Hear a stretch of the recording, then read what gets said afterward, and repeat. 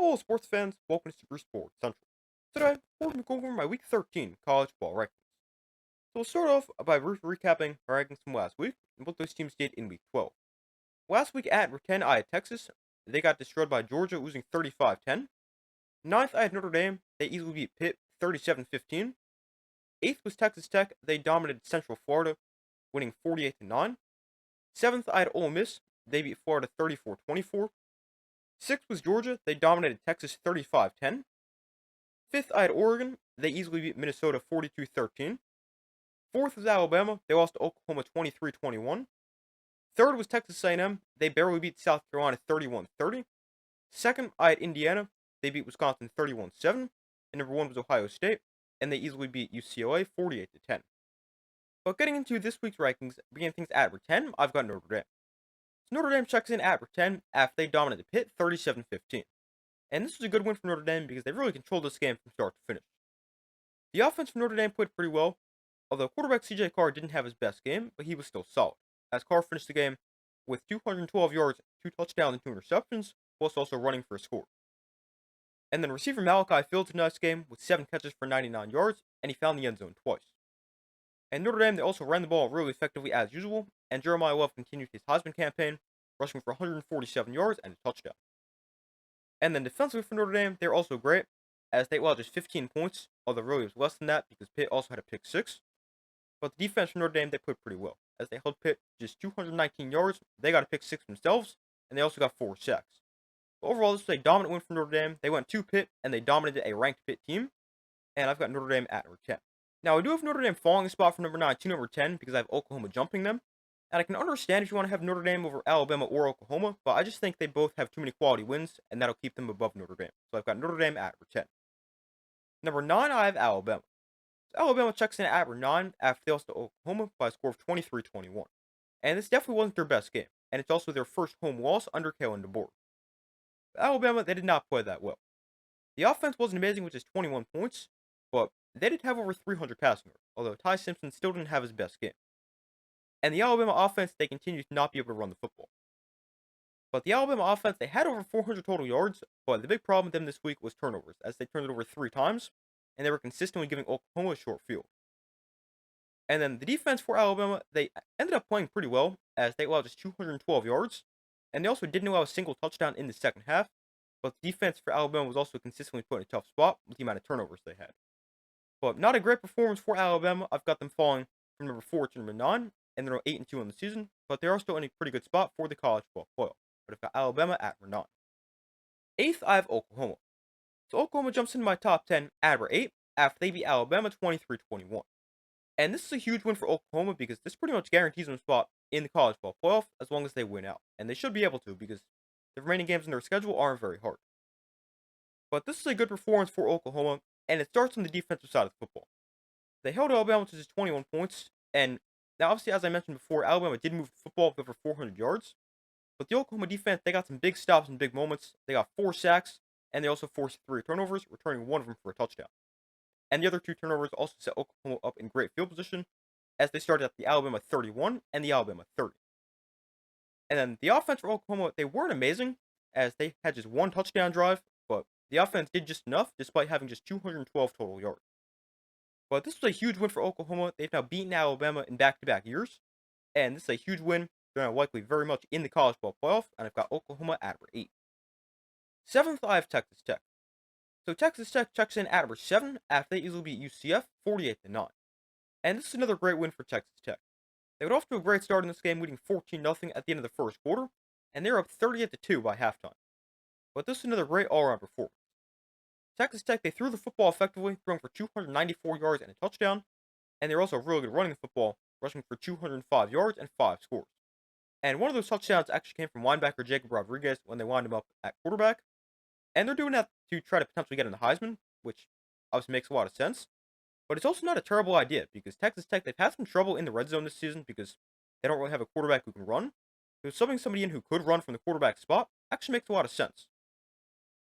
And then the defense for Texas Tech, they also played pretty well, as they allowed just 9 points, 230 yards, and they got 4 sacks. But this was another great win for Texas Tech. They're now 10-1, and I've got them at number 7.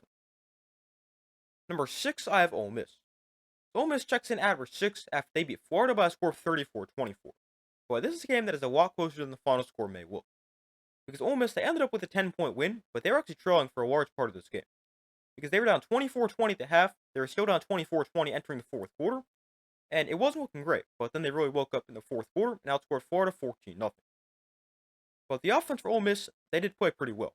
Trinidad Chambliss threw for 301 yards, a touchdown and an interception, and running back Kwan Lacey had a huge game, rushing for 224 yards and 3 touchdowns. Now, the defense for Ole Miss wasn't amazing, especially in the first half, allowing all 24 points in the first half, but they were much better in the second half, obviously not allowing a point. But this wasn't the prettiest win for Ole Miss, but they ended up beating Florida by 10, so it looks a little bit better than it really was, but I've got Ole Miss at number 6. Number 5, I have Oregon. So Oregon remains at number 5 after they easily beat Minnesota 42-13. And this was a good performance for Oregon. The offense really got going after not a great past couple games, but they really played well this week as they scored 42 points. Quarterback Dante Moore was great, throwing for 306 yards and 2 touchdowns, and Oregon they also ran the football effectively as they ran for 179 yards and 4 scores. And then the defense for Oregon looked good as usual as they allowed just 13 points and 200 yards. But this was a good win for Oregon as they beat a Minnesota team who's not the greatest, and I've got Oregon at 5. Number 4, I've got Georgia. So Georgia jumps up to number 4 from number 6 after they dominated Texas, winning 35-10. And this is a really good win for Georgia. They were off to a good start, scoring touchdowns on their first 2 drives, and then they weren't quite as good in the middle part of the game, but then they were great in the fourth quarter as they outscored Texas 21-0. But this is a pretty good performance for Georgia. The offense played well, putting up 35 points against a great Texas defense, and quarterback Gunnar Stockton had a great game with 5 total touchdowns, 4 passing, 1 rushing. And then running the football for Georgia, they weren't amazing, but they were pretty good, as they ran for 128 yards and a touchdown.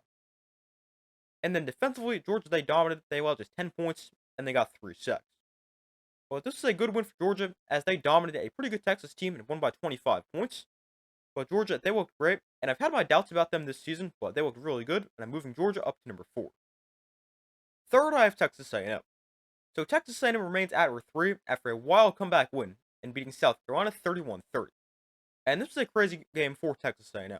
They were terrible in the first half, trailing 30-3 at halftime, and I'm over here thinking how far am I going to drop them, because they're going to lose to a South Carolina team who's won just 3 games all year, and they're going to lose by probably 30 points. But then the second half rolls around, and Texas A&M they outscore South Carolina 28-0, and they end up getting the win. But this was a crazy game for Texas A&M. The offense was obviously brutal in the first half with just 3 points and several turnovers, but they were much better in the second half. Quarterback Marcel Reed finished the game playing pretty well and threw for 439 yards, 3 touchdowns, 2 interceptions. And Texas A&M also had 2 receivers with over 100 yards, as Casey Concepcion caught 7 passes for 158 yards, and Ashton Bethel Roman caught 4 passes for 139 yards and found the end zone. And then defensively for Texas A&M, it's obviously the same story. Terrible in the first half, allowing 30 points, but great in the second half, not allowing a single point, and allowing under 100 total yards in that second half. But this definitely wasn't the best win for Texas A&M. I'm pretty sure they would like to not be trailing by 27 points at halftime, but they found a way to get the win, and after a crazy comeback, I've got Texas A&M at number 3. Second, I've got Indiana. Indiana remains at number 2 after they easily beat Wisconsin 31-7. And this is another good win for Indiana. They got off to a little bit of a slow start as they were up just 10-7 at the half, but then they were really good in the second half. Quarterback Fernando Mendoza continued his Heisman case, throwing for 299 yards and 4 touchdowns, and wide receiver Charlie Becker had a good game, with 5 catches for 108 yards, and he found the end zone. Now, Indiana wasn't great running the football, as they ran for just 83 yards and 2.2 yards per carry, but the offense was still good with over 30 points. And then defensively for Indiana, they also dominated, as they allowed just 7 points and 168 total yards. But another dominant win for Indiana, as they beat a Wisconsin team that's not very good. They're now 11-0, and I've got them at number 2. And coming in at number 1, I've got Ohio State. Ohio State, they've remained at number 1 after they dominated UCLA 48-10. And this is another well win for Ohio State. Quarterback Julian Saden played pretty well, although he didn't put up insane numbers in this game, but he still had a good game, as he threw for 184 yards and a touchdown. And in Ohio State, they also ran the football really effectively, rushing for 222 yards and 4 scores. And then defensively for Ohio State, they dominated as usual, allowing just 10 points and 222 total yards. But a dominant win for Ohio State, and they've remained at number 1. And here are my updated college ball playoff predictions. We got a few changes, so I'll just run through all the seeds. 1 seed remains Ohio State, 13-0 Big Ten champion. 2 seed I've got Texas A&M, 13-0 winning the SEC. So for a while, pretty much the entire season, I've had Texas A&M losing to Texas in the final week of the regular season. But after how bad Texas looked this week, I now think Texas A&M wins that game. And not only do I think they go undefeated in the regular season, I think they win the SEC title as well. So I've got Texas A&M undefeated as the 2 seed. My 3 seed is Indiana at 12-1. 4 seed I've got Georgia at 11-1. 5 seed I've got Texas Tech at 12-1, winning the Big 12. My 6 seed is Ole Miss at 11-1. 7 seed is Oregon, also at 11-1. 8 seed I've got Oklahoma at 10-2. 9 seed I've got Alabama at 10-3. My 10th seed I've got Notre Dame at 10-2. The 11th seed I'm gonna go with Georgia Tech at 11-2, winning the ACC.